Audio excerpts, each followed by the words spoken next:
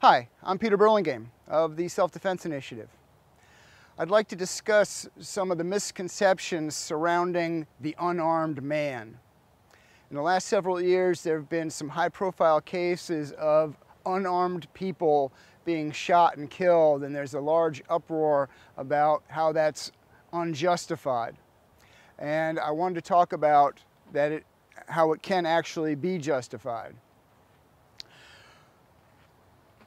The overarching rule for the use of lethal force is we can only use lethal force if there's an immediate, unavoidable threat of death to the innocent.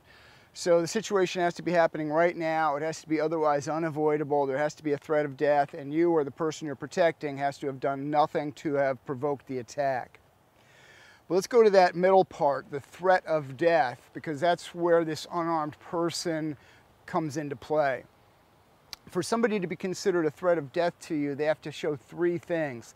They have to have the ability to harm you, they have to have the opportunity to harm you, and they must do something to make you reasonably believe that you are in jeopardy. Now, out of those three, the one we're going to talk about is ability. Ability means that the person who is attacking you, or the persons that are attacking you, have the ability to cause your death or grave bodily injury. Now, death is obvious, but what's grave bodily injury? Grave bodily injury is a crippling injury or an injury that is severe. So a broken bone, a loss of an organ, a loss of an eye, and rape is considered severe bodily injury. So ability is the ability to cause death or grave bodily injury. Now generally that means a weapon of some sort. So if I have a pistol, it's obvious that I can cause your death or grave bodily injury. If I have a stick, I can cause death or grave bodily injury. It wouldn't be that hard to cause, death by hitting you on the head or other vital area, or cause organ damage by hitting you in the right place. Ability might also be a knife. Knives are very lethal weapons, and they're very prevalent. You don't need a license to own them. They're silent, they don't jam, they don't malfunction, and so having a knife gives me the ability to cause your death or grave bodily injury. Now, that's pretty obvious. But let's get into the unarmed aspect. Can I cause your death or grave bodily injury with just my hands, my fists, or my feet? And the answer is sure. But we also need to take into consideration a thing called disparity of force. Disparity of force is when the forces between the two parties is unequal. So if you are about the same size as me, so you're a middle-aged white male that's 5'10" and 180 pounds, the force between us is about equal. And so it'd be hard for you to justify shooting me if I'm unarmed, because the force between us is so close. But what if you are a 5'1" woman weighing 110 pounds? Now I have very obvious physical advantages over you. One, just by being a male, and two, being heavier and taller, and my ability to cause death or grave bodily injury just with my body exists. So think about, somebody that's substantially larger than you.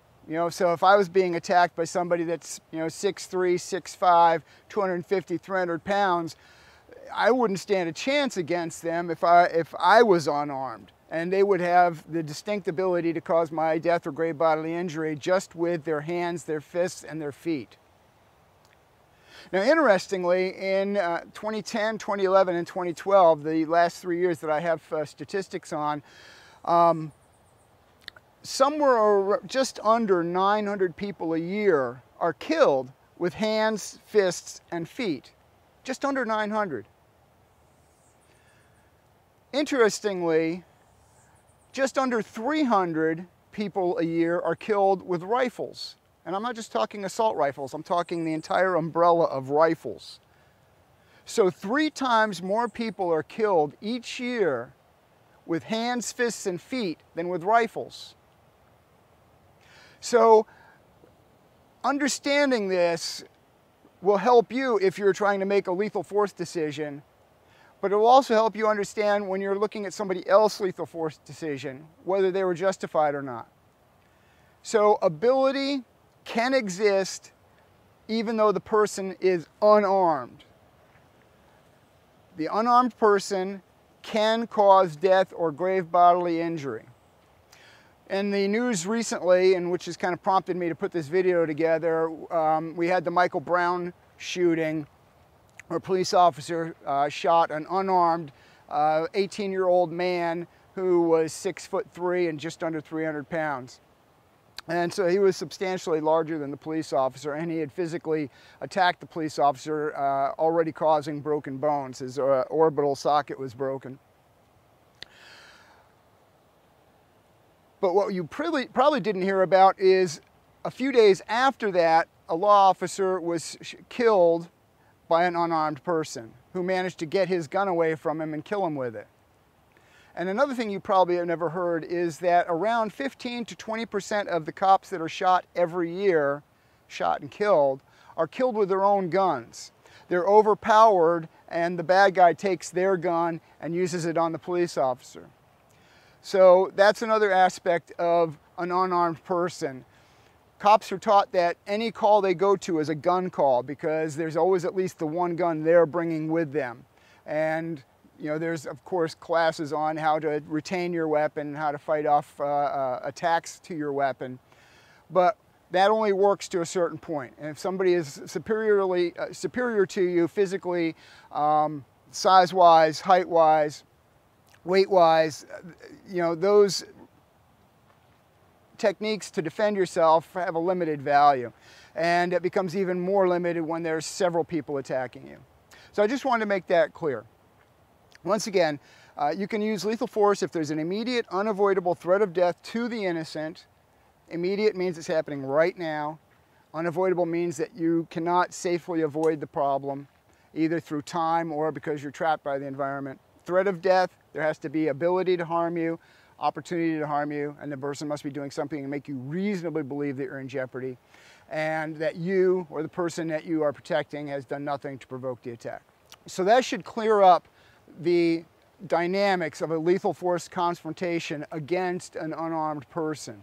There are instances when, yes, it is justifiable to shoot somebody that is unarmed because even though all they have is their body parts, they can cause your death or grave bodily injury with them.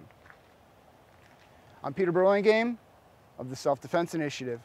Be safe out there. Thanks for watching.